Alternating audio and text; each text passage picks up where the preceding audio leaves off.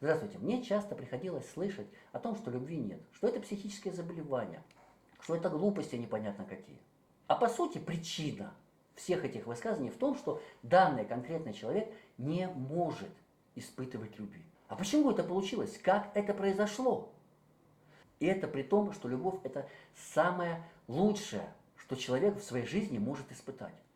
А получается, есть люди, которые не могут ее испытывать. А есть люди, которые постоянно влюблены. И поверьте, они более счастливы, они более энергичны. У них их жизнь наполнена так, как вы себе даже не представляете. Так можно ли сделать так, чтобы пересмотреть свою точку зрения и почувствовать, что любовь – это действительно мощнейший источник энергии для вас? Это канал «Аппаратная психотерапия» и я, ее автор и ведущий, доктор Родион Кузнецов. Так почему вообще? Что такое вообще любовь?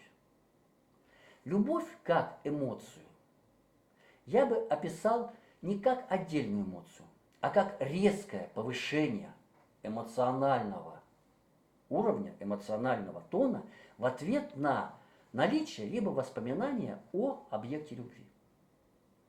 И это именно об объекте, не только о субъекте. В русском языке есть любовь к природе, любовь к детям, любовь к искусству, любовь мужчине к женщине. Почему одно слово таким разным объектом? Что, настолько убогий язык? Нет. Дело в том, что то чувство, вот этот резкий подъем, он действительно один и тот же. Если переходить на скучный язык цифр и формул, то любовь – это дифференциально. Это разница между тем эмоциональным уровнем, на котором вы обычно живете, и тем, на который вы поднимаетесь, когда вспоминаете или встречаете свою любовь. Почему все это происходит?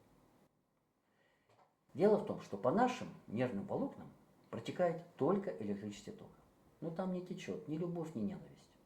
Но где-то же они есть, где-то же они берутся. И мы начинаем придумывать, что есть органы, есть места, где сохраняется любовь и ненависть. Нет. Эмоции – это индикатор количества электрического тока, поступающего в наш мозг.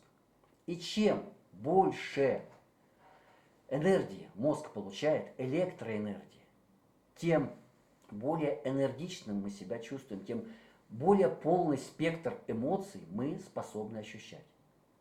А почему эмоции делятся на позитивные и негативные? Да потому что единственным источником электроэнергии в нашем организме являются рецепторы. Это такие микрогенераторы, которые превращают в электрический сигнал все виды энергии, которые нас окружают.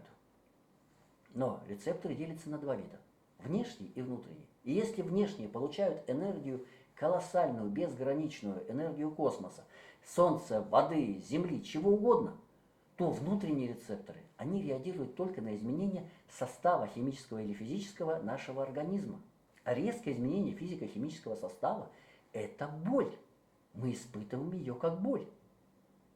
Значит, энергию мы можем получить только двумя путями. Это энергия извне и энергия боли. Поэтому и эмоции делятся на два вида. Позитивные в первом случае и негативные во втором. Вот и все. А почему я говорю, что кто-то не способен любить? Ведь мозгу же абсолютно все равно. И резкий подъем эмоций мы можем получить, в общем-то, и за счет боли. Можем? Да, конечно. За счет ярости, ненависти мы такой выброс эмоций, такой выброс энергии можем получить. Но мы ее называем все равно негативной. Почему? Ну, во-первых, в это время мы испытываем физический дискомфорт, боль по сути, да? Сердце заколотилось, мышцы напряглись, еще что-то там затошнило. И самое главное, что после этого мы испытываем опустошение. Почему? Да потому что если энергию извне мы просто берем, нам ее Вселенная дает просто так. Энергия света, она идет, она от нас никак не зависит. То для того, чтобы сформировался болевой участок, тот аккумулятор, который в какой-то момент даст нам эту энергию, энергию стресса, пусть, энергию боли, туда нужно потратить энергию. В том числе и ту же самую электроэнергию. Но мы же знаем, что Не бывает такого, чтобы мы на зарядку аккумулятора потратили, там, например, 1 ватт, а получили с него 2. Нет, наоборот бывает. И значит, когда мы пользуемся вот этой вот энергией негативной, боли, потом мы чувствуем опустошение, потому что эти аккумуляторы нужно заряжать. Заряжать той энергией внешних рецепторов, которая могла бы пойти на что-то полезное, на вашу энергию, на вашу жизнь, на ваше здоровье, на ваше счастье. А она уходит на зарядку этих аккумуляторов. И уходит больше, чем потрачено. Значит, вы берете для своей эмоции, вы берете кредит и отдаете его своим здоровьем. Но, если вам опять понадобилась энергия, а вы тратите ее на аккумуляторы, да, аккумулятор срабатывает, еще приходится, а внешние рецепторы больше не могут дать. А вот они, сколько их есть, столько они дают, больше они не способны. Значит, будет формироваться еще один очаг. И таким образом, вы будете целую батарею аккумуляторов создавать в своем организме. Но по сути вы будете создавать себе кучу хронических заболеваний. Именно по этому механизму и развивается, хронизируются все наши болезни. Именно так все это и происходит. И поэтому постепенно ваш эмоциональный уровень становится все меньше и меньше. И вы не способны вот на такой выброс. У вас большая часть энергии, которую вы выдаете, она негативная. Она энергия боли. А ее гораздо меньше, чем ту, которую может дать внешние рецепторы. Тем более, что всю энергию внешних рецепторов вы тратите опять на подзарядку этих аккумуляторов. И даже если вы встретили объект любви, у вас не сработал рефлекторный комплекс, и в мозг не пошло больше энергии, потому что у вас ее нет. У вас огромные затраты. И да, действительно, вот в вашем случае любви не существует. Вам будет немножко комфортнее с этим человеком там, или с этим объектом каким-то, но вы не будете испытывать вот это вот: «Ах, как мне хорошо, я летаю, появились крылья, я стала феечкой». Нет, у вас этого не получится. И вы будете всем вокруг рассказывать, что любовь – это, не знаю, придумка для идиотов. Они придумали, они это рассказывают, объясняют. Вы в это не верите, потому что этого не существует. Вы этого не способны испытать. А есть ли выход из этой ситуации? Вы скажете: а зачем выходить? Я и так нормально живу. Да, вы привыкли к этому состоянию, к этому уровню энергии. Но мозг, чем больше энергии он получает, тем лучше. Это боли может быть много, счастья много не бывает. И значит, если вы будете способны на любовь, это значит, что вы будете жить на более высоком эмоциональном уровне. Вы будете более энергичным. В ваш мозг будет поступать больше энергии, электроэнергии. Вы будете более работоспособным. Вы будете радоваться жизни, потому что у вас эмоции появятся. И эмоции позитивные. То есть, когда я предлагаю вам уйти из вашего состояния, я предлагаю вам не что-то там эфемерное, вот вы будете любить. Нет, я предлагаю вам начать жить более полноценно.